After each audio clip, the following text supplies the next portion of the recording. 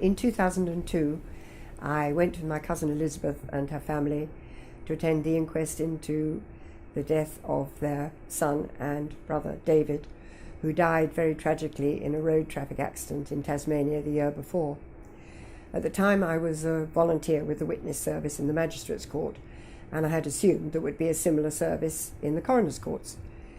But we arrived to find a lot of people all gathered together, no one knowing what to do, where to go, or what would be happening, and one very harassed coroner's officer trying to sort everything out. As a result, he had to take us all into court at the same time. The inquest before David's was of a young man who'd very sadly taken his own life, which was obviously very difficult for everyone to listen to.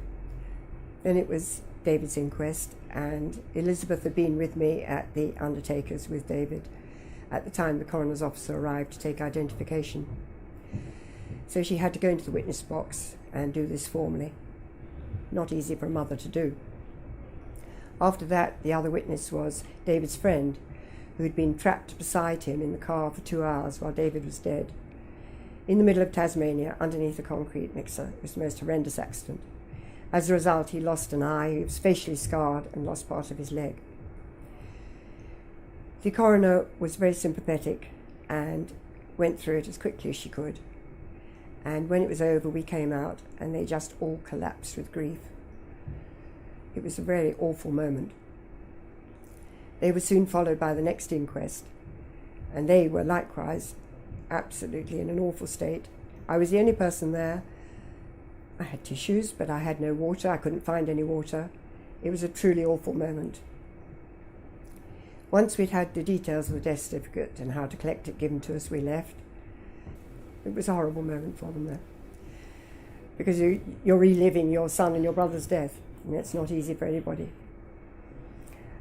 Later on that day, I thought to myself, this situation shouldn't be allowed, and I made a few inquiries and found that no government funding was available to set up a service in the Coroners Court. And I thought, well, charities start with nothing. Why can't we start a service and see how it goes? I then immediately got my friend Annie on board, and she was as enthusiastic as I was, because we felt it was a really pressing need to have this. And then we had our meeting with Dr. Natman, who was the coroner at Westminster at that time. He was very surprised at the idea, but every credit to him, he took the risk and took us on board for 3 months. And we did from October to December, and we covered every single inquest between the two of us.